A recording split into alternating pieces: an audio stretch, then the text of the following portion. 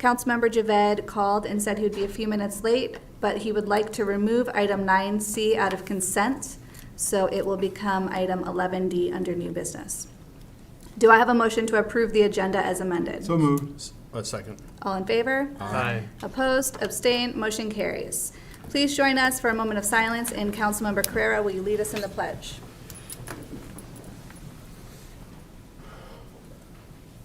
Pledge allegiance to the flag of the United States of America and to the republic for which it stands, one nation, under God, indivisible, with liberty and justice for all.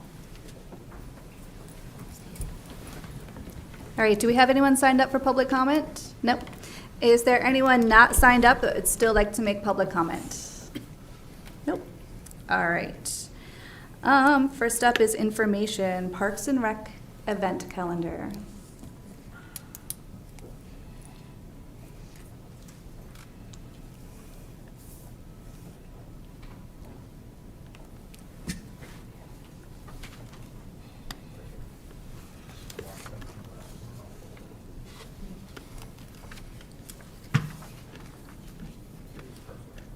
Oop, I forgot to read this.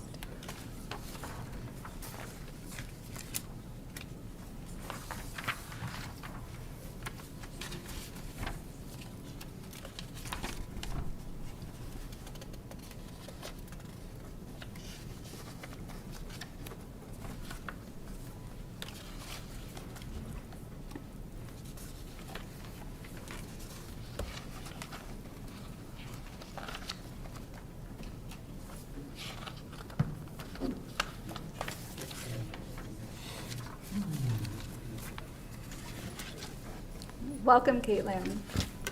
Hi, can you hear me? I'm going to hold it just a little easier. Good evening, Mayor, members of the governing body. Tonight I'm here to talk about the 2005 events that we have going on, both in Parks and Recreation, but also some of the city events, and then a couple of the 50th anniversary committee events as well. Okay. So first up, we're currently kind of wrapping up the Black History Month. We had an art expo with the local artist Todd Sprow. We did a take and make with focus on George Washington Carver. They did a plant. They were able to take it home and they were able to kind of plant seeds, and they loved it. They were gone within like 2 weeks. So that was great. And then up first, we have a new bingo event. It's on March 14th. We've never done it before. I'm really excited. I'm hoping everybody loves it. It's family friendly, so as low as 3, all the way up to however old you want to be to play bingo.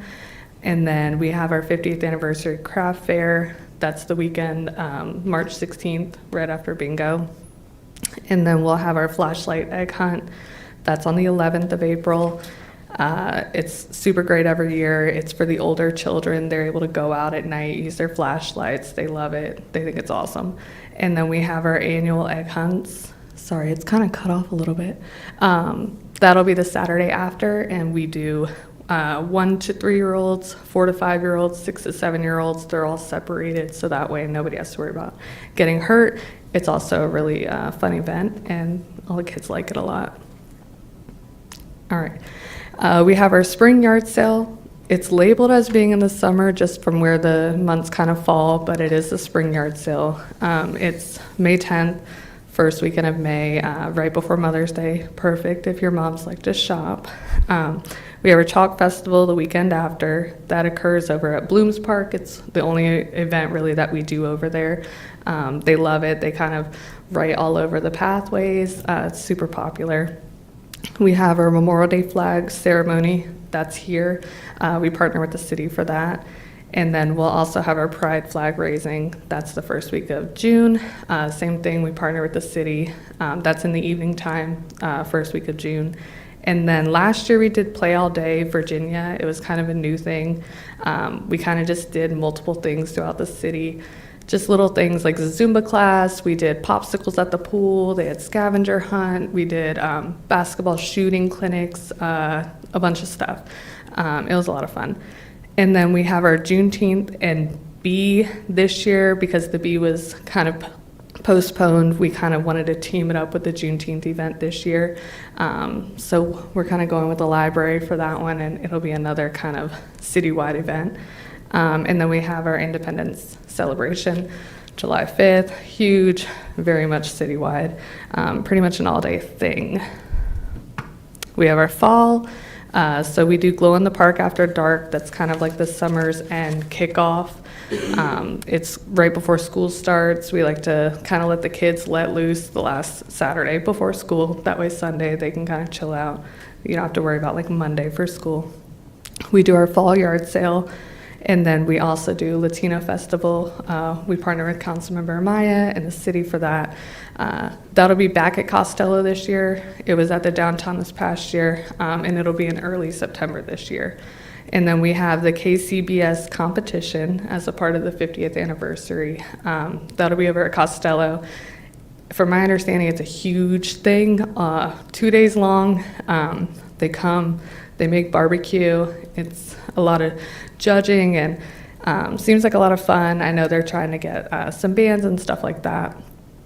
And then we have, I call it a campfire event. We're kind of trying to figure it out. It gets canceled most years because of the dry. It's just too dangerous to have a campfire. So we're trying to figure it out. So that's not the name, but we do something around that time, hopefully, every year. And then the trunk or treat, we do that every year. I switched it to a weekend right around Halloween so that we could get more kids, more people. They love it. Our numbers have grown like crazy for that event, so it's a really popular event too. And we've also really gone up on the trunks that we've also gotten now that it's on a weekend. And then we have our winter events. So we have our Veterans Flag Ceremony. And then this year, we're going to plan to do the Veterans Dinner the same day. That way we're not trying to cram everything into June with all of the 50th anniversary, all of the Memorial Day and everything else. We kind of feel like that might be a better fit for it, so that way we can really give it the full attention.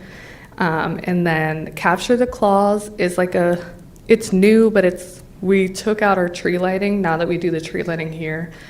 So the idea of it is to essentially allow kids to come get pictures with Santa, and it's early enough so they can get put on your Christmas card, so you're not missing out.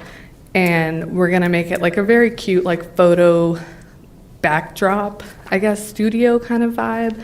But also it'll have like a scavenger hunt. The kids can, capture the claws at the end, but also the parents can capture it with the pictures. And then we have Handmade for the Holidays. That's like a homemade ornament type of workshop. We've done it as long as I've been with the city, which is a very long time. We have our light parade, also great, with the ending here now with the tree lighting and everything. And then we have our gingerbread house workshop. That's gotten super popular in recent years especially. We get filled every year, so we have like 55 kids just building gingerbread houses. It's a lot of fun.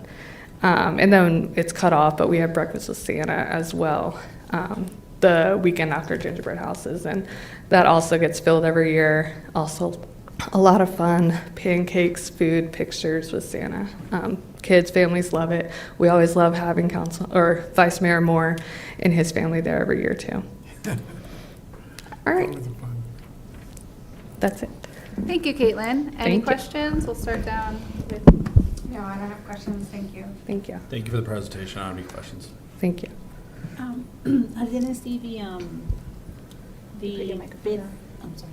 I didn't see the 50th anniversary parade that they were gonna have in the. Right, so that'll be on the 5th. Some of the stuff I hadn't added when I made Okay. this just because we didn't have like Okay. confirmed times and everything, so I just didn't want to add it and be confusing. But that'll be on the 5th, the morning of, I believe, 9 to 11-ish. Okay. So that'll be in the morning, and that'll be from Bloom's to downtown here. Thank you. Mhm.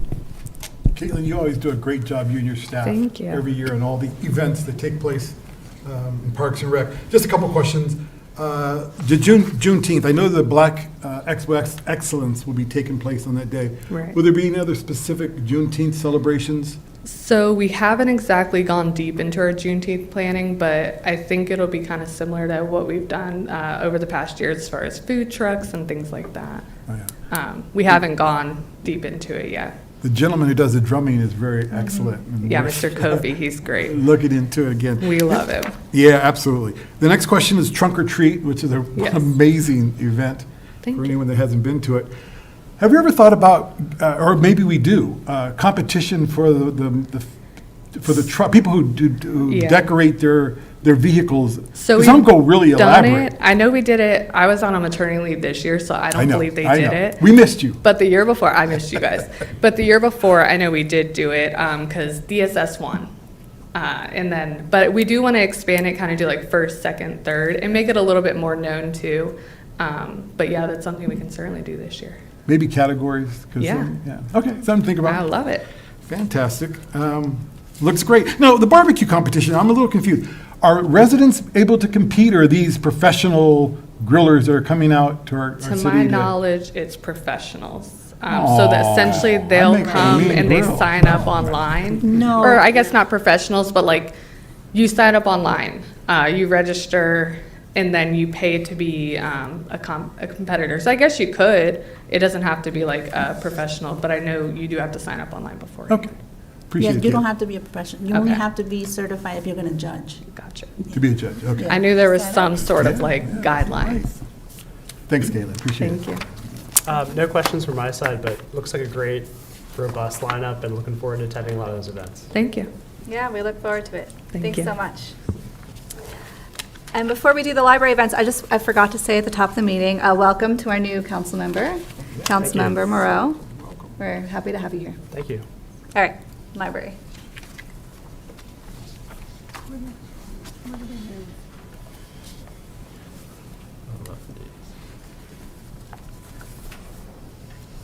Welcome, Holly.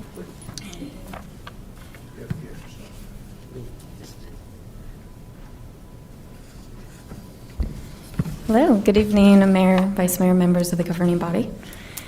All right, so I am going to go over the variety of library programs that we have. Unlike the community center programs, mine aren't laid out as exact programs. A lot of this has to do with the fact that we plan our library programs about 3 to 4 months in advance.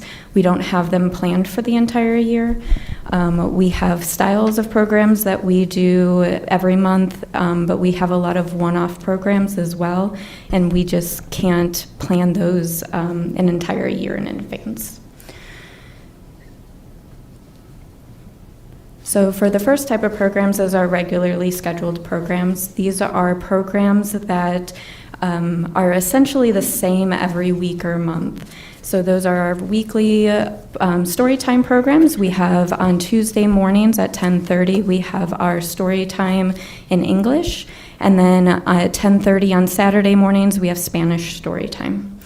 The variety of monthly programs that we have include Builders Club, a teen manga and anime club, photo and video club, game night, 3D printing workshop, quilting club, knitting and crochet club, and then a Magic the Gathering workshop. Many of these are run by local experts, community members that wanted to volunteer their time rather than library staff. We may have started them, but they've been taken control of by the community that are fully interested in experts. The storytime programs do tend to have themes for each week, but the rest of them are pretty much the same every month. They have the same structure. We do have monthly programs, though, that the theme changes every month. These are typically our Create series. So we have Craft and Create, which is for all ages. Adults Create, Kids Create, and Teens Create. All of these are typically full-blown arts and crafts types of programs. Sometimes they involved a staff-led program or even an expert that comes in, such as we did a paint your own glow-in-the-dark moon picture. And that was led by one of my staff members who's an artist, so they walked through each of the steps. But other times it's just, okay, this is what we're making, have fun, make it your own. In addition, we also have the Fab 50 Plus Club. These are anyone who's 50 and up can attend that. Tonight was actually one of them, and they made stained glass, fake stained glass artwork to hang up in the windows and such. Sometimes it's informational. It could be information on housing, retirement, anything like that, but that theme does change every month. And then we have Teen Science Lab, which is always something STEAM related, and the information about what goes into it. For example, there was 1 month where we did this next month is densities, so figuring out the difference between the types of liquids and why they layer on top of each other when you put them into something. So that allows the teens to really explore that. And there's always something in our teen science lab that the teens can take home with them as well. Additional programs that we run are our one-off programs. These are often coordinated with someone else. So for instance, there's the Halloween program that we do every year with the city. There is the author talks that we have throughout as well, where we bring in local authors. These are typically all ones within driving distance, but we have occasionally had just Virginia authors or even some authors from other states that Zoom in and participate as well. We also partner with organizations such as ACTS and Homeland Security. We have a Teens Talk program for teens and their parents to talk about internet safety and dating and healthy relationships and how that happens in a digital age. So that one's actually coming up in April. And then we do some one-off yearly programs such as our stuffed animal sleepover, where littles can bring their friends in to have a night or a couple nights at the library. So that is actually happening in March. So people can bring their stuffed animals on the Tuesday, and then they come and pick them up on Friday and see everything in a presentation about what they got up to. Nice. And then finally, we have different reading challenges that are run throughout the year. So the big ones that most people know for libraries is the summer reading program. This is an 8-week program. It's both virtual and in person. You can either have a scratch-off type of log that you are doing, or you can get the app or even do it from a web page and track your progress. There's different themed library programs. This summer it's going to be Level Up at Your Library, so it's all gaming themed. And all of the programs that we do in June, July, and August are based around those themes. There's different book challenges, both reading different genres or just to read in general. In order to complete the summer reading program, they have to read for 20 days, and that's it. There's no certain amount of points you have to get to. There's no certain books to read. It's just read and log that you have read for 20 days in order to complete. But there are additional things to get you to continue to read for more than 20 days. So you can get additional tickets into the grand prize drawing if you read for 40 days instead of just 20, if you double it. If you go to a certain amount of library programs, you can get more tickets in order to get a prize at the end that we draw. But everyone who does participate gets sign-up prizes, midway prizes, and completion prizes as well. We have also done a winter reading program, so this coming year it will start on December 1st and run until January 11th. It's a 6-week program instead of the 8 weeks, but it is run bingo style. So if you read every day for 40 days, you automatically win. But otherwise, if you come to certain amount of programs and make a bingo, then you can complete that way. It's just something to encourage everyone over the holidays to get out and do something or to read. For both of those, we don't have a preference for how many time or how much you read. We do like to say 20 minutes for 20 days just to keep it consistent, but you could read 4 or 5 minutes a day and that would still qualify. And then finally, we have monthly and yearly challenges that we run through the same program that we do the summer and winter program. It's called Beanstack. And these challenges are mostly just for bragging rights and to keep you on track and see how often you are reading. So there's not any prizes with most of these. They're just for fun. But every once in a while, there's either sponsored programs through the Library of Virginia. We did one with the national parks for Smokey Bear, different things like that that do come with some incentives in order to participate. And we have ones like 1,000 Things Before Kindergarten to really encourage different families to get their children ready for kindergarten, not just through reading, but through singing, dancing, doing a craft, anything for engagement, as all of that goes into getting ready for kindergarten. All right, any questions? Thank you, Holly. I know your programs are raved about around the city. I've been to a few of the children's ones, and your staff does a fantastic job with that number of kids in one small room with a bunch of Legos. Any comments or questions? Start this way. No questions, but thank you. Thank you. Thank you. Just a quick question. The teen lab or some of the others, is there a cost to the No. residents, even for the teen lab? Yeah, they're all free. Great. Comments, questions?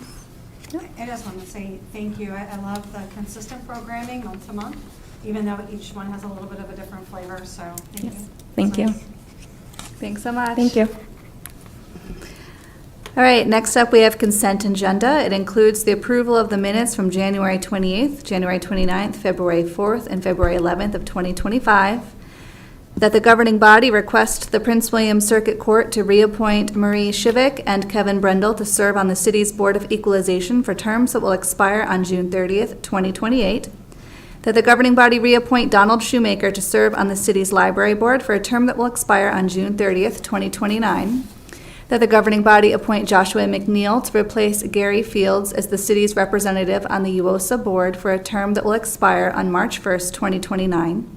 That the governing body appoint Laura Hampton and Teresa Shalzo to serve on the city's Parks and Recreation Advisory Commission for the remainder of the terms that will expire on January 1st, 2028.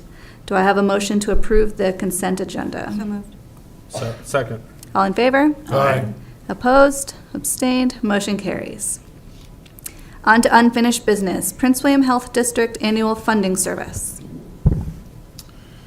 Thank you, Mayor. So this item was on the agenda at our last meeting. I feel like I'm super loud. Is that? Okay, great. Yeah, it's Sorry. fine. Okay.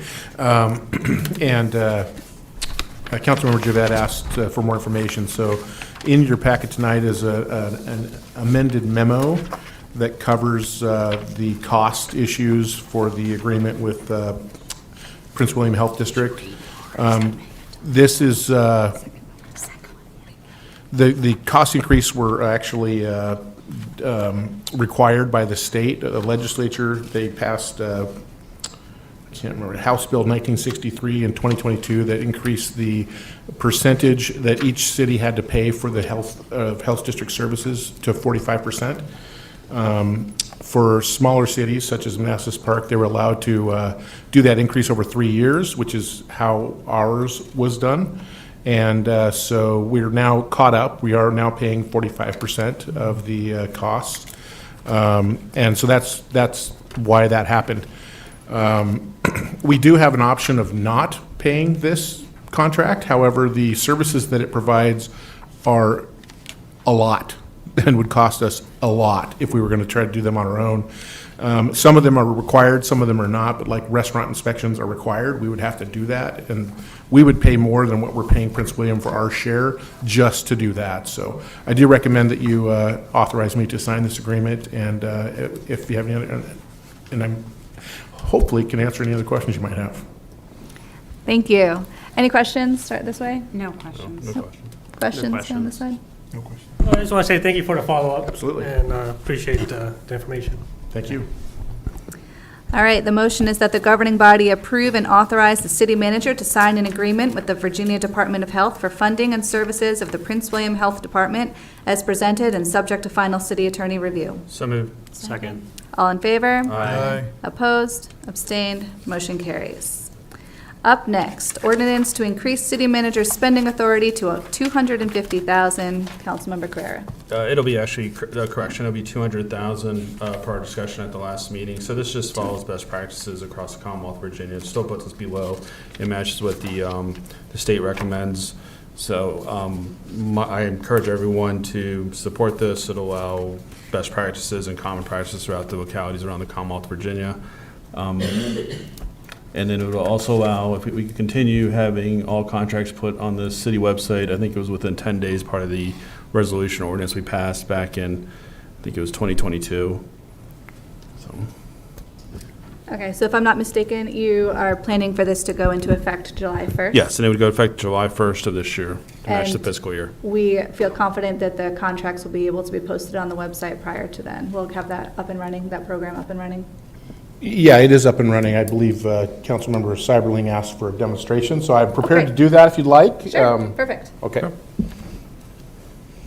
try to set myself up for success here.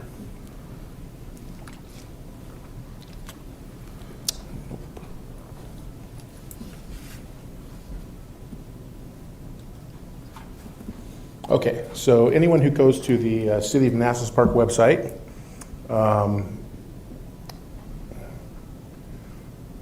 sorry, I can't see it right there.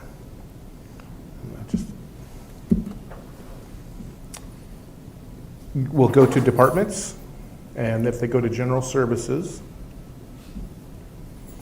you'll see on the left side a menu. One of them says city manager level approved purchases, which has the ordinance leading the top of it. It talks about between 25,000 and 100,000. We, of course, would change that if you approve this. And then you go down and you can see every contract that falls into that category. You can click on it if you want to read it. Yeah, so that exists now. That is a result of the ordinance that was passed a couple of years ago. My recommendation actually would be to move off the website. The state of Virginia runs a program called EVA.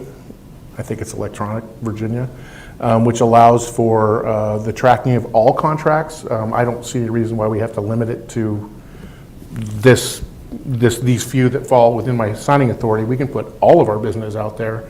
Actually also allows for a procurement track, so that when we're looking for a certain thing, there are vendors that have already been vetted by the state of Virginia that allow us to go in and choose without having to do the Google search or call up a buddy kind of thing. So my recommendation is in the short term is we will continue to fill this website up, but I would like to switch to EVA because it'll allow us to put all of our contracts out on the website. And the best part is it's free. So it's a service that's offered to every city in Virginia, and many of them use them, but for whatever reason we haven't. So with that, I'm happy to answer any questions you might So have. if you click on, go ahead and click on one of the Yep. contracts for me. Councilmember Stacy, your mic. Well, Your just mic asking on. you to turn your mic on. Oh, I think it's on. There you I'm go. just not speaking Yeah. into it. Okay, so I think some of the transparency for me would be the ability not to have to click inside to see who the vendor is with, who the contract is with. Just kind of make it easier to see, have that information, have that decent. I think the EVA would give that, what I'm talking about, what you're talking about. Yes, the EVA has many more fields available to fill out, and one of the things it doesn't have is it doesn't put the value of the contract up front, which I find irritating. It gives you all sorts of information except the dollar amount, but I think we can work around that by just including it in our title. But absolutely, I agree.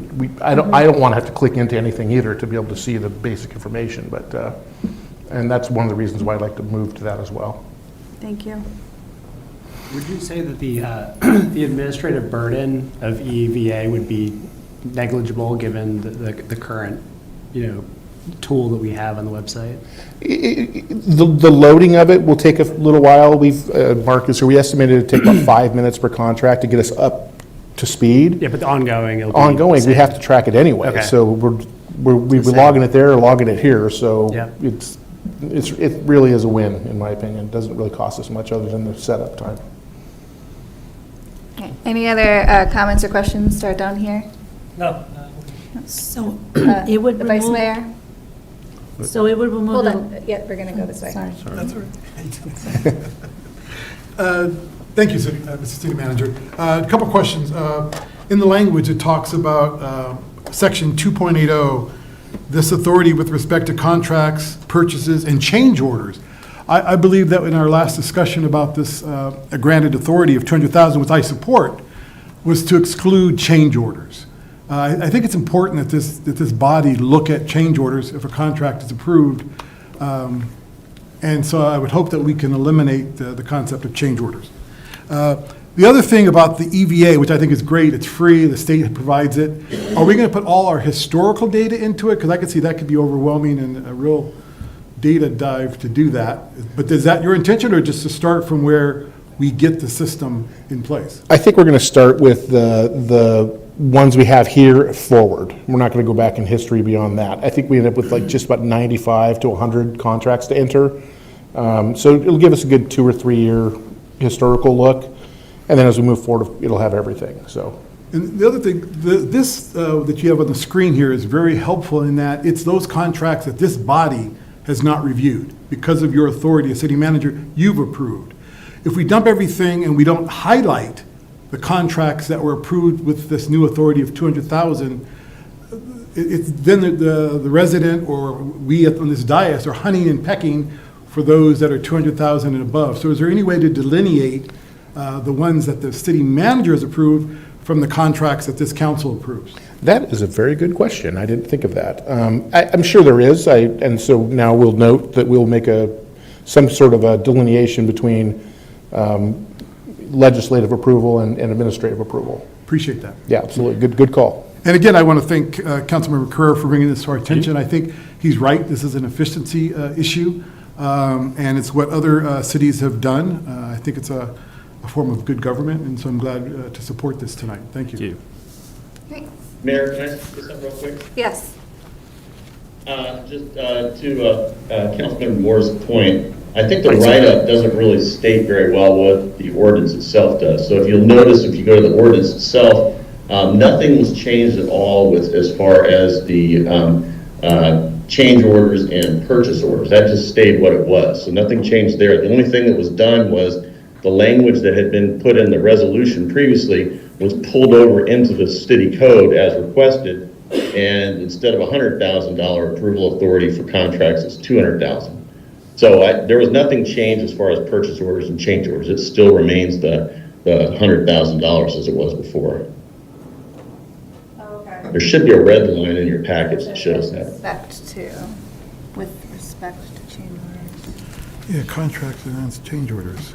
So all This change is orders would have to anticipated. come through us still? No, so the change orders remained the same as they were before. So previously, the only thing that was in the code were the change orders and the purchase orders. So all that was done was putting in the ability to approve contracts up to $200,000 and brought that into the code instead of having it as a resolution. So Dean, So so if you're then, just to clarify, so that change orders to a contract that's been approved at the administrative level, they would have to come, or any contract that has a change order would have to come to the governing body for approval? No, that's not how that's not how the code reads. But if there was a contract that he had approved for $200,000, he could not approve a change order. He could never approve anything that brought it above that $200,000 limit. Oh, I totally for instance, understand. you had a $50,000 contract and he approved a $25,000 change order, that would still be within his authority. He'd still have to post it on the web as an amended contract.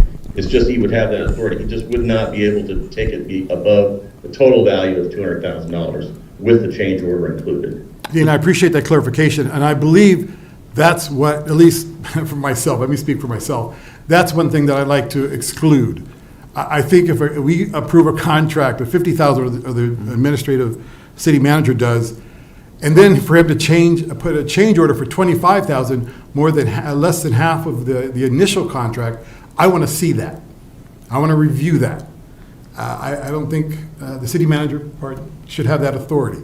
So I thought that's what the maker of the legislation. Yeah, that is agreed correct. with. So if an item was budgeted for 25,000, 50,000, whatever the amount is, you can't exceed the amount that we voted on the budget. So he would not, you're correct, it shouldn't be that way.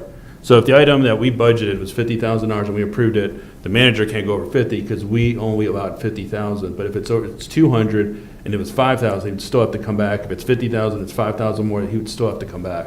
Because technically, we budget only 50,000 as we were told for whatever item, or 100,000 or 200,000. It just allows him to do all up to 200,000 on any items that are budgeted that we don't have to see because we approved it already in the budget. But you're correct. It should. And City Attorney, do you understand what I'm talking about? Well, not exactly, because these contracts oftentimes go over many years, and you only budget at a year at a time. So the way it's written now is funding has to be approved and available in the then current budget for the first year of the contract, which is really all that can be planned for at that point, because we don't know what you're going to approve as part of the budget. There has to be a non-appropriation clause too, so that if you ever don't approve the funding for it, we can terminate the contract without penalty for non-appropriation. Correct, but anything that we bring to the public, part of the budget, because it's a one-year outlay, anything that's budgeted is specific to that item. We would never exceed that. So if someone, for example, I'm not going to say this, but say we had a manager that had malintent, he can't just put in items in there and just start increasing above that amount that we budgeted. That would be, I think, inappropriate in any part of the Commonwealth or any jurisdiction doing that. So that's why it would only be up to $200,000 on items that are actually budgeted. You understand? Right, it has to be in the budget, no matter Correct. what. But so if it's a 50,000 item we approve, whatever the amount is up to 200,000, whatever the item is that we approve for that dollar figure cannot exceed that dollar figure. For the total life of right, but the problem here is you guys only approve a budget for 1 year. Correct. So it's kind of hard for a long-term contract to do that. I think it'd be easier just to require that any change order at all comes before you, if that's your concern. That way, if he approved Yes. the contract up to 200,000, puts it on the list. I think it's And then, best you know, practices, anytime anything comes up above what is a budget item that we voted on, the public thinks we're spending whatever the amount is, and if we exceed that amount, we should always approve it, whether it's $1,000 more. I think, So you want to put an additional requirement there that I just well, think anything can we- that, go ahead, sorry. Can we talk offline and so I can understand exactly what you're trying to do, and then I can prepare a revision and bring it back next meeting for you? That works. 'Cause I want to make sure I get this right, but we're kind of talking about two different things here, I think. 'Cause And I just want to make sure we get it exactly what you want. Don't you have change orders pretty frequently? Because that's going to be pretty time consuming if we see Well, I mean, every change order. But change order, our interpretation, things do overrun, but we should estimate as a body whether we should put that cost in with inflation when we put an item out. Right. We should always probably over budget a little bit, because a lot of times we put that in a budget and we don't spend that much, we go underneath, and it should be. So- And I believe right now our practice is to approve every change order Correct. to a contract. Yes, But it's good to see. It's absolutely good to see. yes. Okay. Do you have anything else? No, I appreciate Dean working with us and bringing the revision at our next meeting. Any Bert? questions or comments, Councilmember Maya? No, Oh, I'm sorry. I mean- it's been answered. Okay, Thank you. all right. I still think that we should allow Carl sufficient time to regroup and give pause to this. We just increased with the last year up to 100. I'd like to see that.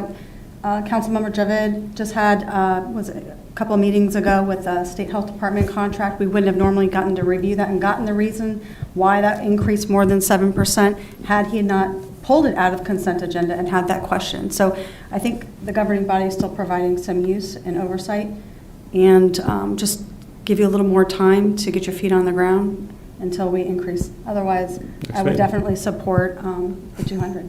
Perfect, thank you. Yep. Next meeting. Okay, so is it the will of the body to continue this next week at our next meeting to give Dean time to redo that? Yeah, that's fine.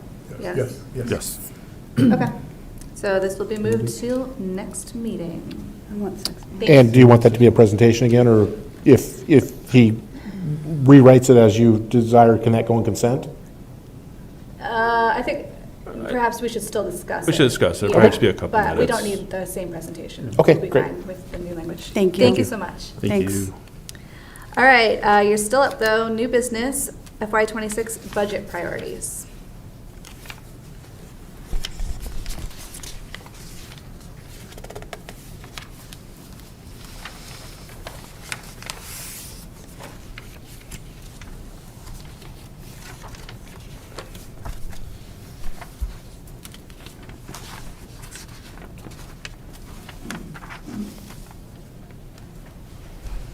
Yeah, so you have in your packet there.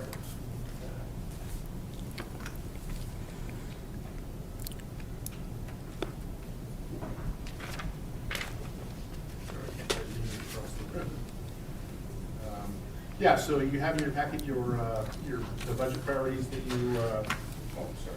This is turned off. The budget priorities that we collected from each of you over the past few weeks.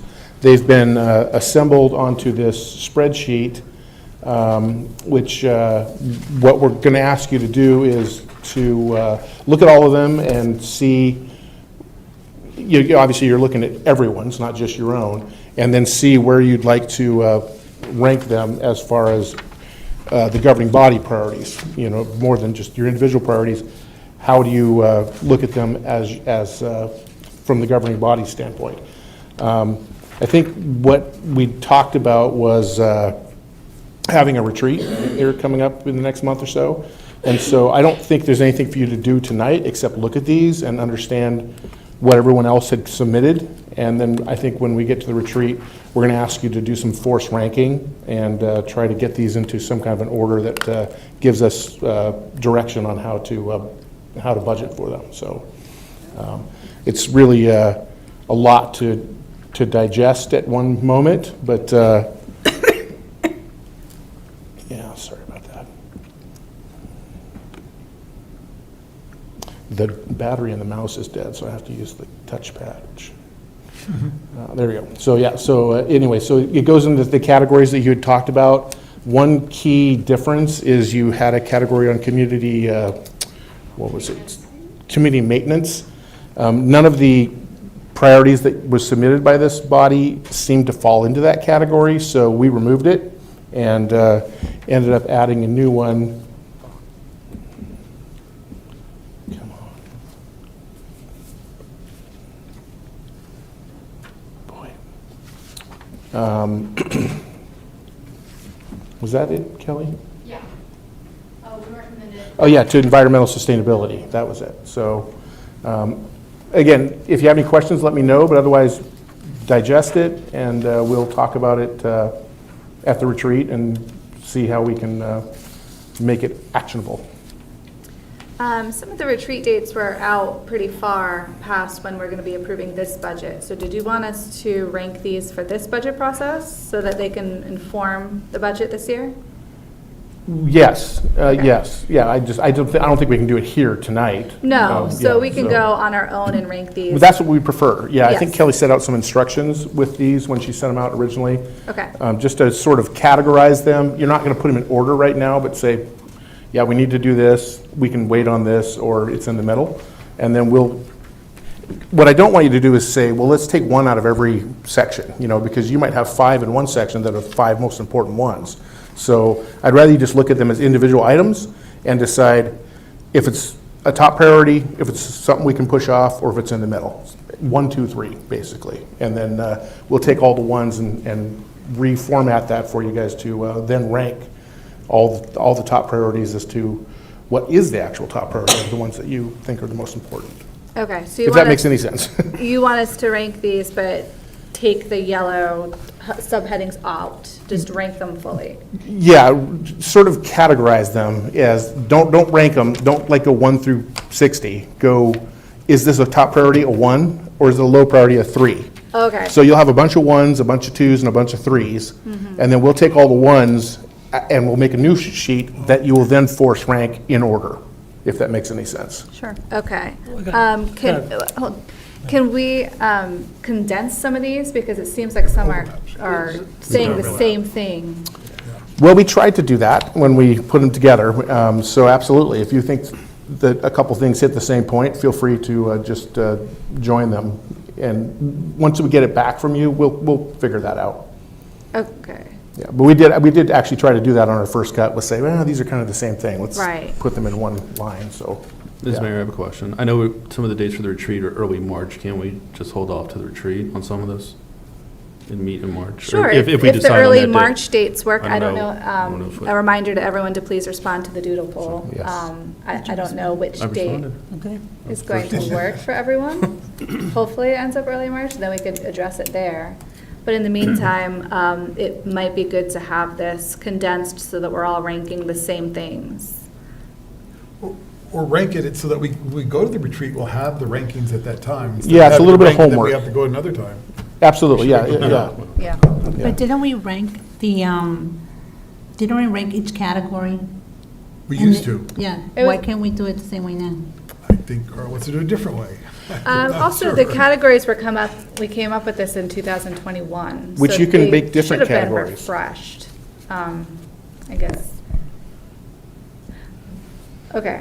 Yeah, I think each category needs to have a separate ranking. Yeah. Right? So my number one for economic development, and then one for balance of slice the pie, and Yeah. then one for financial management. So I'm gonna have a top priority for each category. If I have one for all of these, then it's gonna be hard to determine if I want economic development as my top priority, or do I want environmental sustainability my top priority. But each category, if you can determine from the governing body what's each priority in each category, and then rank it from category base. We can definitely do that. I think you're going to end up with more things than we can afford to do. And so I was trying to figure out a way to get it manageable, but Because, I mean, we're going to be juggling multiple priorities throughout the year. We're not just going to have one priority and then focus on another priority next year, right? So we're going to try to focus on multiple priorities, which will be in each of different categories. And we usually got condensed to 3 top priorities for each category. Right. And Well, then we- however condensed and then the we version discussed is. it. But either way, I'm not going to, I think, like, right here we have 1, 2, 3, 4, 5, 6, 8 in economic development. I'm going to rank it 1 through 8. Exactly. And yeah, then- yeah, my only concern is that what you rank number 3 in economic development might still be more important than what you rank number 1 in another category. You understand what I'm saying? Yeah. Yeah. And so I just want to be able to give you a more holistic view of what your priorities are than, if that makes any sense.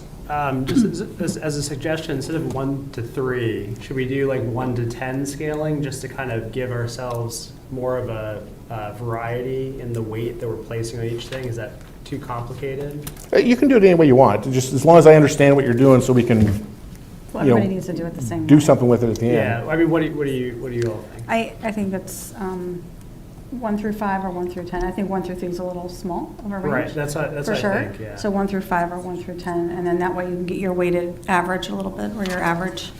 Sure, yes, that's whatever you'd like. So who is leaning towards ranking the priorities without the yellow subheadings? And who is leaning towards keeping the subheadings and ranking within the old style? Are you Yeah, the, old school style? yeah, with the heading. Okay. Yeah. Kevin, old school or new school? I'm going to go new school, just because I think that, Sure. so my thinking there is that you can rank things relative to one another at the item level. Sure. But I do think that a lot of these things are very similar, so in my, new council person opinion, like the first 3 seem very similar. I can't differentiate between those. Yeah. So I'd be kind of ranking them equally. But we can talk about when all the votes are in or ranking. Vice Mayor? I'd like to rank them by category. Old school. Okay. Yeah. Old school. Old school. I would, and just have a comment afterwards, I would probably do what you said. I'd probably do it within a category, 1, 2, 3. My thing is, I see these in every jurisdiction, and like, you see them very differently, and it's like, everybody puts police, fire, and everybody here wants an economic development. Everybody wants it, I mean, we all want that. I think it's really the next tier of what we really want to change, because every one of us are going to support economic development. Everybody's here wants to support schools, the police, fire, the staff. It's really what the numbers come and just, I mean, I think there's a lot of like there's like 10 economic development things, like who's opposed to economic development? I know we're just wasting a lot of time on just multiple But I'm okay with the new one. I'm okay with either, it doesn't really So- bother me. I like the new as well. I think it gives more diversity, and so multiple kind of objectives that you're looking for versus, okay, I just want all of this category, because that's not what we want to do. We want to do multiple things, multiple. So I think the newer way will give us that ability, whereas the old is you're just doing it by category. Can I just ask a clarifying question for the old system? So if I was saying, economic development's number one, balance of size supply number two, are we still ranking within that, or we're just ranking the headers? No, we're ranking within. Okay, Yeah. understood. All right. Yeah. Yeah, but I think for city manager, I think he wants to know which category is It's on number top one, yeah, priority for exactly. us. Yeah. So we could always give you a top priority of these headers, but then we'll rank it in each category, which one. Like- Yes, because that way everyone's priority gets a chance to be on the top or be a priority for that Right. So I mean, he fiscal could, year. if majority is economic development, then he'll know, okay, I need to focus on economic development, look at a subcategory, 1, 2, 3, let's take out one, this is, development is important for him, right? So I mean, it's just, because if we just do 1 through, 10. if we rank 1 through 60, Well, we're not ranking 1 through 60, we're giving our weight, like this is 1, first 2, priority 3, to, yeah. All right, so how about for the categories, we're ranking them 1 through 6 or the number, and then with it, but we're still doing the line items kind of ranked against each other, so old and new. Yeah. Would it be helpful to do the new school and then rank the subheadings as well? Well, we could do that at the retreat. I guess Sure. what I'm looking Yeah. at now is to take this list of 62 down to something manageable. Yep. And I'm not really married to any particular way of doing it. So if you want to rank them within the categories, we can do what Councilmember Cyberling said, and we can do just do straight math on it. How many people chose this as number one, Right. and the two, we could add them together, and whatever has the lowest numbers will be your collective priorities. Okay. You'll still have the ability too to rank them within the groups. So if we put all our numbers in and then average them all out, you can sort them all together, or you can sort them within the heading. Yeah. You still have that ability when you just put numbers on all of them. Okay, well, When are we going to? we get- have 3 and 3 for old school, new school, and then I'm gonna break that tie and do new school. Great. I'm gonna go with Carl's recommendation. Thank you. So let's rank them new school, with the knowledge that we are gonna be revamping this whole process at our retreat. Yep. And please respond to the doodle poll so we can get that in the books. Could we Are we doing one? condense the ones that look familiar today, or do we do it the next meeting? So we should absolutely condense. Yeah, you can do it just while you're doing it. You can put same as number whatever, Okay. yeah, that's Same fine. number. And Yeah. are we okay with a 1 through 5 to make some? 1 through 5 is distinction? fine with me. Is 1 through 5 okay with everyone? So we're not ranking, so please explain the new school so that we all understand. You want me to do that? Yes, please. Yeah, so you're just looking at it from the standpoint of how important is this? Is it a 1, this is a super important, we must do Of all this? the things that are listed here. Just look at each one line. on its own. Is this a 1 or is it a 5? If we can't afford it, this thing is the last thing we're going to do.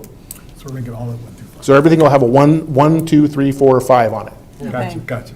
Yep. Got it, that works. Now it makes sense. And you can have Okay. multiple ones, multiple twos, You will. multiple, you're gonna have, yeah. Yep. Thank you. Okay, that works. And if we see something independently that's the same, say it was the same, just Yeah, mark it as just note same. it, and and send them to Kelly, and we'll collate Send it to and Kelly. get it ready for the So retreat. write out the word same. Yes, Okay. write out the word same. Okay. Yep. Send to Kelly. And Kelly, when would you like these by? Next meeting, 2 meetings? Well, it all really depends on the results of the doodle poll, because we're going to need a couple days to get it ready for you at the retreat. But I would say if you could do it within the next 2 weeks, that'd be great. Okay, send to Kelly. The one concern I have on the sending to Kelly, those things that we consider the same, they may not be our suggestions, where I may not think it's the same. We have 2 things here, for example, internship program and a summer youth program, and someone on this dais may say, well, they're the same. We'll call that out. Oh, okay. Unless, if all 7 of you say these 2 things are the Okay, that's same, good. we'll call it the same. But if there's any dispute Great. or discrepancy at We'll all, still have we'll call it discussion. out. That sounds Yeah. good. Good. Great. Yep. All right. Okay, perfect. So please send those to Kelly within the next 2 weeks, 1 through 5, 1 through 5. or same. And Mario, when you get a chance, new battery. All right. Next up, we have our resolution for the Prince William County Joint Interjurisdictional Ad Hoc Committee. Hope everyone has had a chance to read through it. Do you have anything to present on this? No, I sent you everything, including the ordinance or the resolution from Prince William County. So the only thing of note was I got a phone call from Chris Shorter about 15 minutes before the mayor sent me an email saying, hey, I hear there's going to be an ad hoc committee. So I literally just got off the phone. So news travels fast. But the bottom line is they're interested in creating a committee that allows for smoother operations among the two cities in the county, and I don't see anything that could be bad out of that, so. Yeah, I think this is a fantastic committee. The first motion would be to join it, to agree to join this committee. Does anyone have any questions or comments before we present a motion to join the committee? No. Nope. All right, so the motion is that the governing body approve and adopt a resolution to participate in the joint interjurisdictional ad hoc committee created by the Prince William Board of County Supervisors on February 4th, 2025, as presented and subject to final city attorney review. So moved. Second. All in favor? Aye. Opposed? Abstained? Motion carries. Great. So we will need 2 representatives and an alternative. The Board of Supervisor chairwoman will be on, and the mayor for the city of Manassas as well. So I will take on the mayoral role. We'll need another person and an alternate. Do we have anyone stepping up? So, Yep. also, I have 11 years of experience with the delivery of shared service, and I'd like to be considered for the alternate. Okay. So Stacy would like to be considered, and Yessie, any? Yes, so I feel like I've been working for years with creating creating relationships with Manassas City and Prince William, and I think it also would be a place where I can serve the city and keep representing what we stand for and keep having that seat that we're always looking to have a voice in. Great. I appreciate you both for stepping up. Any discussion? And I guess we'll go down the row, starting with Councilmember Javed. Or would someone like to entertain a motion to appoint one of them, or would we like to go down the? I wanted the alternate. I'm sorry? Or- We'll do the primary first and Okay. then the alternate. Awesome. Thank you. I'll make a motion. Okay. I make a motion that we appoint, Here, can you do this one? okay, that the governing body appoint Mayor Alana Mensing and Councilmember Yessie Amaya to serve as city's representatives on the Joint Interjurisdictional Ad Hoc Committee. Second. All in favor? Aye. Can we go down, sorry. I from Michael, I from Yessie, I from Daryl, I from Hasib, and Aye. Kevin? I said aye. Okay. Shouldn't the motion have you, Yessie, and the alternate? And the in one alternate. motion? Yeah. Dean, do we need to list the alternate in the motion? No, but you can make it a separate motion if you want, but I think we do need to get an alternate appointed, right? Okay, yeah, let's do it as a separate motion if that's okay. All right, so opposed, abstained, that motion carries. I'd like to make a second motion that we appoint Stacy Cyberling to the alternate position. Second. All in Aye. favor? Aye. Opposed, abstained, motion carries. Thank you to both of you for stepping up. We look forward to working with the county and the city on that. That's going to be a good committee. Next up, reflective vests. Councilmember Javed. Oh, yeah, so this is just going to be a discussion, no action tonight, but it is going to be on the budget list, and my goal here is to, I call it kind of walk safe initiative. There's a lot of pedestrians, dog walkers, bike riders, joggers that go out late in the evening, and our lighting is not always the best, and when, drivers driving around our city might not see somebody that are wearing all dark clothing. And I think if people are active in our community, if they put these vests on, it gives them a visibility to the drivers. So I hope you guys look at this priority. It's very small. I'm asking for $1,000 to buy 200 vests. And my goal is to kind of just hand it out like we did to the vouchers a couple years back to Manassas Park residents. And it'll be a one per person type of thing, and whoever can use it. And if it's successful, then we could expand on it. But I think giving back to the community is important, and keeping our residents safe is utmost important. Can I just, Great. oh, sorry. Sure. Okay, go ahead.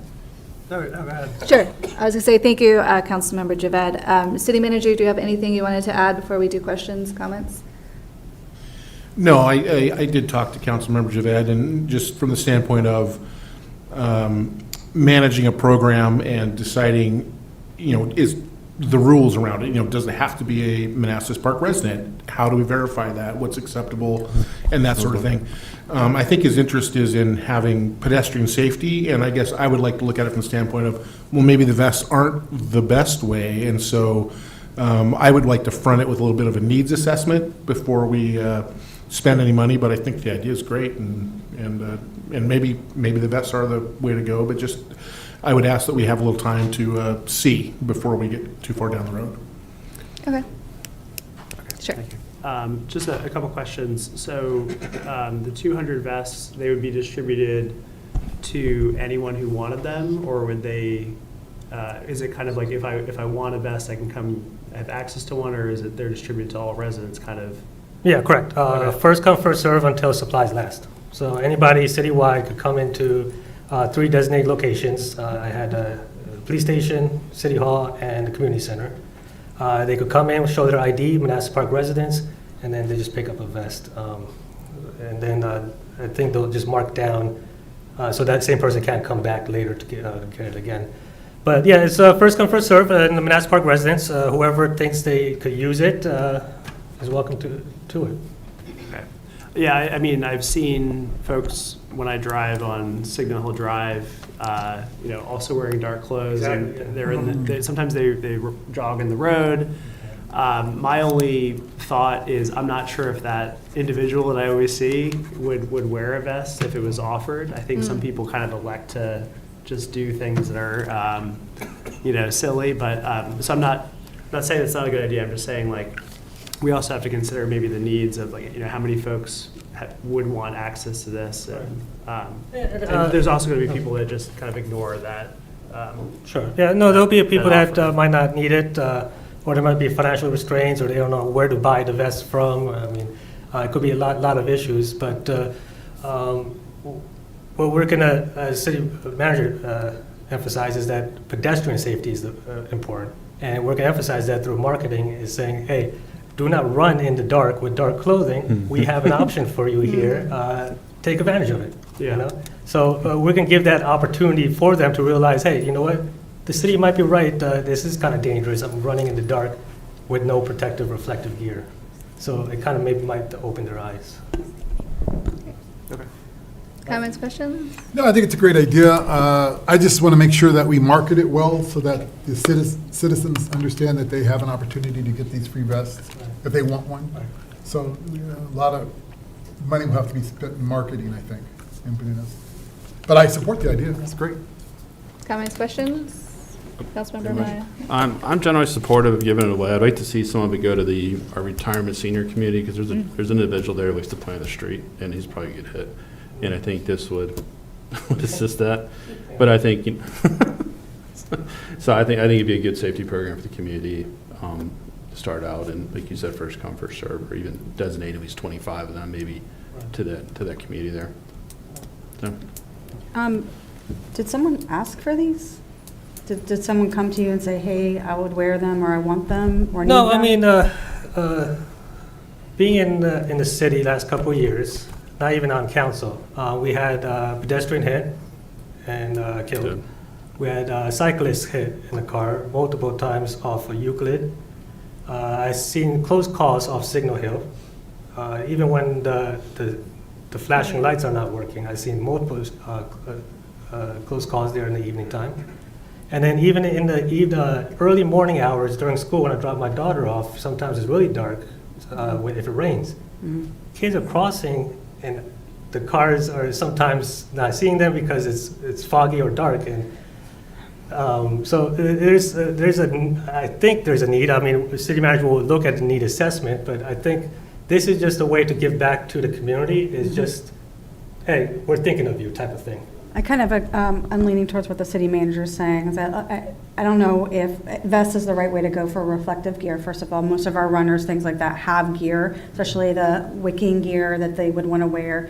My son bikes to school, and I couldn't get him to wear a vest to save his life. There's no way. Now, if we were to offer something different, something that would stick on, or on a shoulder patch, or something that's easier, maybe.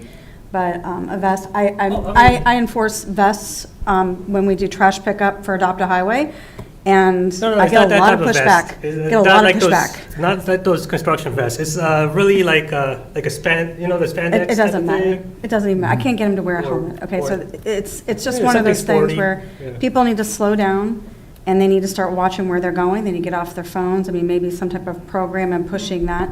I see a lot of heads down. And it's not going to matter if they're wearing the brightest orange. If someone's head's down, they're not going to see the bright orange, not going to see anything. So I think, I definitely think there needs to be some type of assessment. And if it is something we want to hand out and start that program, I think that, nothing as clunky as maybe a vest, something kind of cool, like a light or something. Wristband. Yeah, something cool. Okay. Well, I'd like to input. Yeah, thank you. Yeah, I want to say thank you to Councilmember Javed for bringing this up. Pedestrian safety is important. Did you have something else? I do. Okay, go ahead. First of all, thank you for this, and I'm also thankful to Councilmember Carrera for bringing up the 200,000 limit. But I have a problem with process. Your item, nor his 2 weeks ago, was agendized. I mean, the title was, reflective vests. But our citizenry has no idea what that means. And I think as this council, every item that we as personal council people would like to see should have a written thing in here. Yes. And we should work with staff, our legislative aid, or other people in the city, so that every item that's in our agenda has a report attached to it. So that our citizenry, when they download the agenda, or they're looking on the agenda, they know what we as a council are going to talk about. So I'm hoping the city manager could work with the council, because I know it's difficult for us sometimes to formulate the report, and reports like you just mentioned, Hasib, doesn't take a lot of writing or a lot of, but it would help us, because I think every item should have a report in our agenda. It's almost like you're channeling me. Oh, good, we are, we're on the same. When we have our retreat, that is one of the things we're going to talk about, is how the agenda works and how we plan it. It seems a little chaotic to me and last minute, so I would like to make some changes there, but I wasn't going to do it all at once. I hope, going forward, that we can get reports for anyone that has an item on the Absolutely. agenda. Yep. Thank you, I agree with that. Great.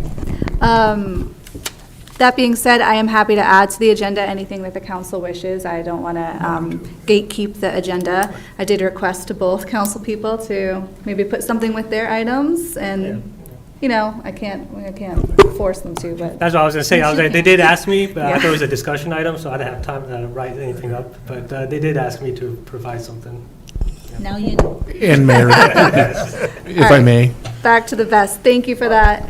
I'm sorry? if I may, we are happy to write covers for any item that you come up with. If you want to add to the agenda, just give us a little time and we'll cover it for you. You don't have to do that work. Oh, sure. Thank you. Appreciate that. Yeah. All right. And we look forward to the needs analysis ahead of the budget for the reflector vests. Great. All right. 11D is the 50th anniversary sponsorships. This was pulled out of consent agenda. So it was put, okay. I want to put a pause on the sponsorship right now, and on the committee, I need a discussion with the body on the direction it's taken.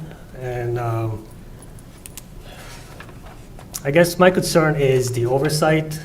I've not seen any budget expense sheet from the committee, where the money's going, how it's being spent. I think my goal for this committee is to be maybe returned back to the city hands and kind of coordinate with the city manager's office to take over this 50th anniversary celebration. And I think it will be a better process and a better oversight for our community. So I know if you guys want to open up for discussion, I don't know how you guys feel, but my goal is to actually dissolve this committee Okay, and put it under the city manager. and to put it under the city manager's responsibility. Okay. Comments? We'll start this way. So just kind of an initial glance, I know I've just come in January and the 50th anniversary activity's been going on and being planned for quite some time.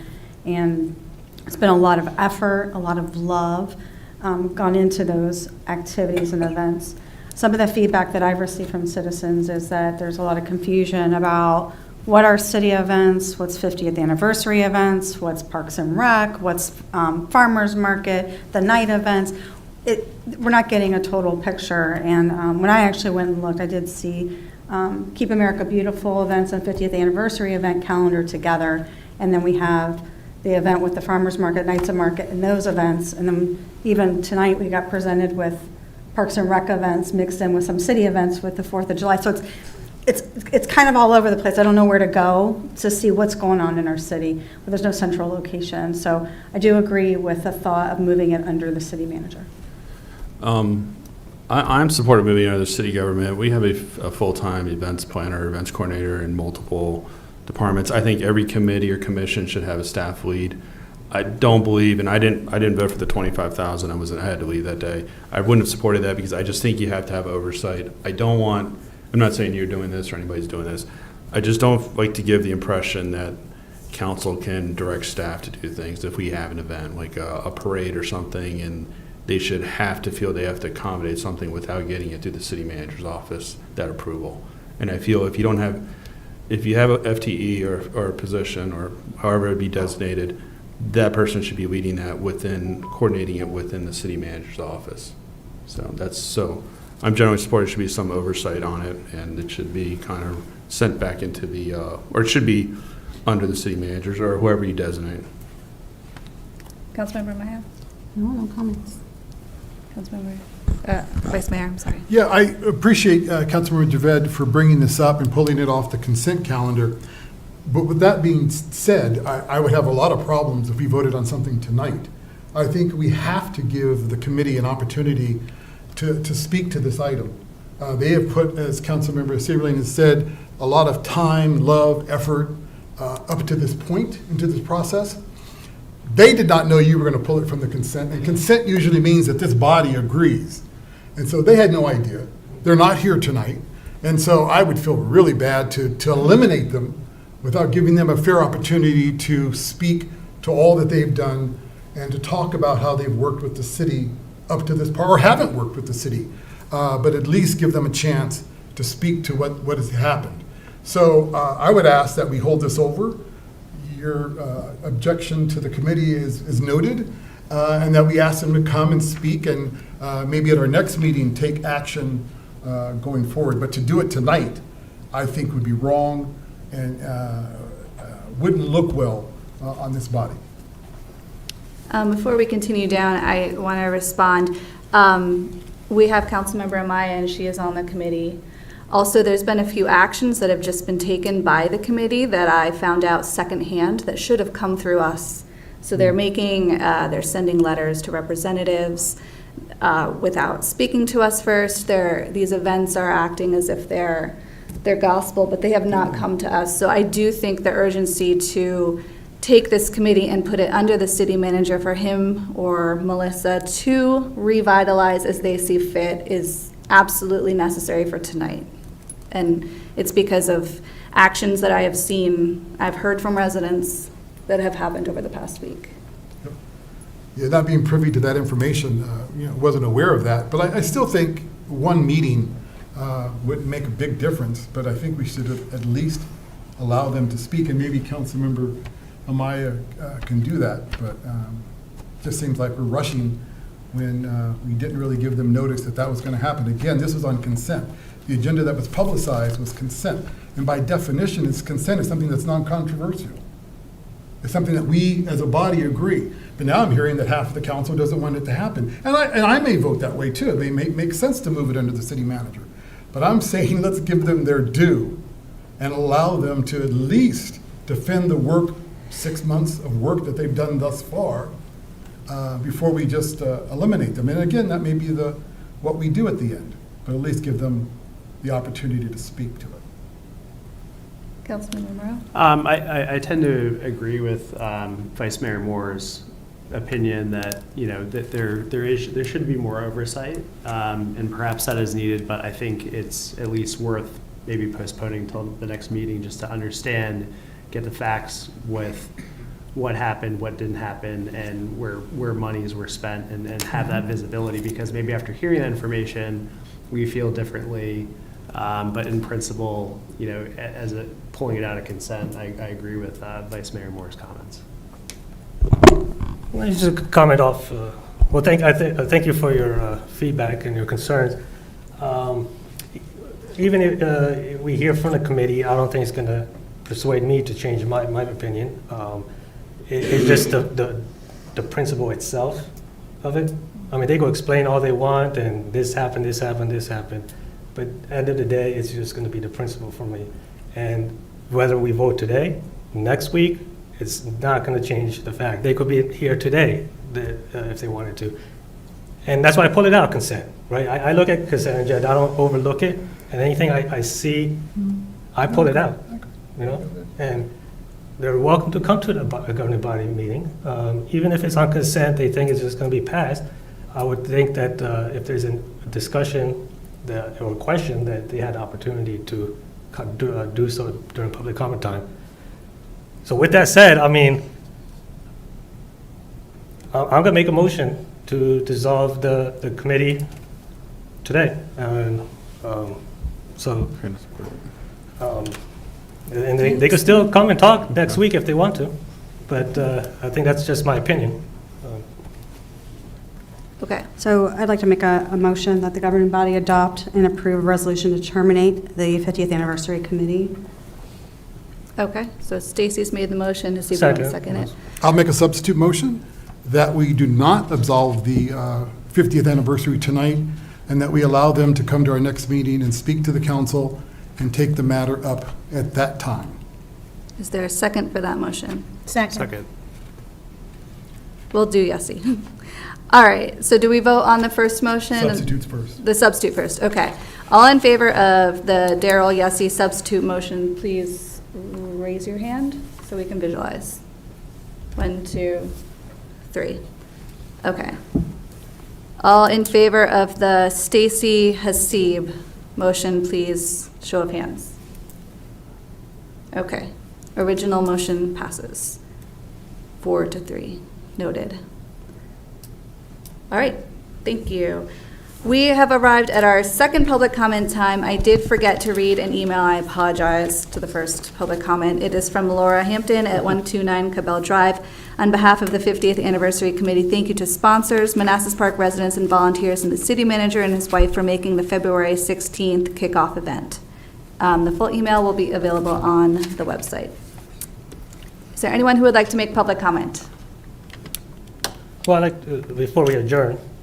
Yeah, and then we have city manager, but go okay. ahead. Yeah, I mean, back ahead. here, I'm sure the city manager will coordinate with the chair of the committee Yes. and pass along any information that the committee has done so far to the city manager's office. And and when you do have that conversation, you can let them know that you guys, we're going to carry on your work, your torch, and we're not going to try to, whatever you guys accomplish, we're going to review it and, bring it back to the body.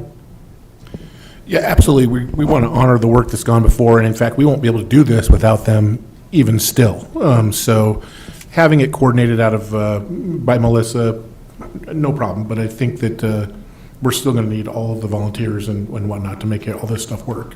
So, absolutely. Thank you. Fantastic. Thank you. All right, city manager reports.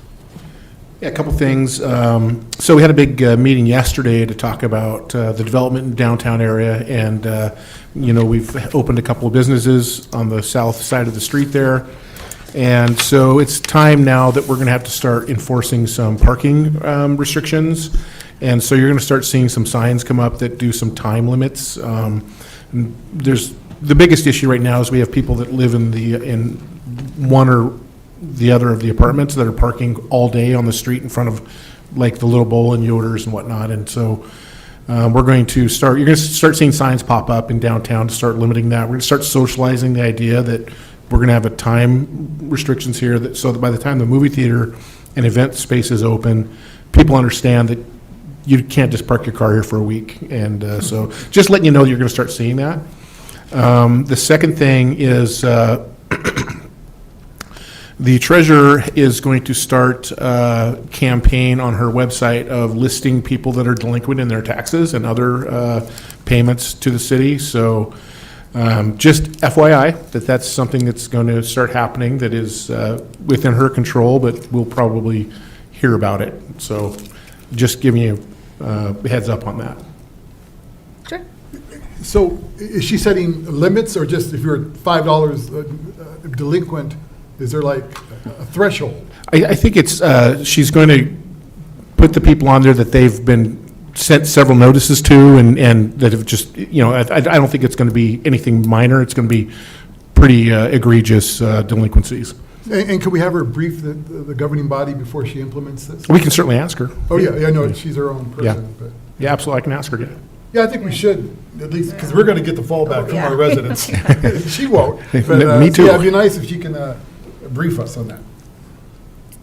Back to the parking restrictions, do you have any idea how long? And will there be a grace period, like when, before like actual fine is attached to your ticket? Yeah, we're not going to start enforcing it right away. We just want to get the signs up and, again, just socialize it. Yeah. And the police already have a pretty good idea of the cars that are there overnight, the people that work graveyard. So we're going to try to have conversations with people. We don't want to write tickets if we don't have to. So, but we need to start getting people in the mindset that this is going to be a buzzing place here in a few short months. So, yeah. Great. Yep. Thank you. Is there anything else for the good of the governing body? Good of the city? Nope. All right, motion to adjourn? So moved. Second. All in favor? Aye. Opposed? Abstained? Motion carries. See you all next week.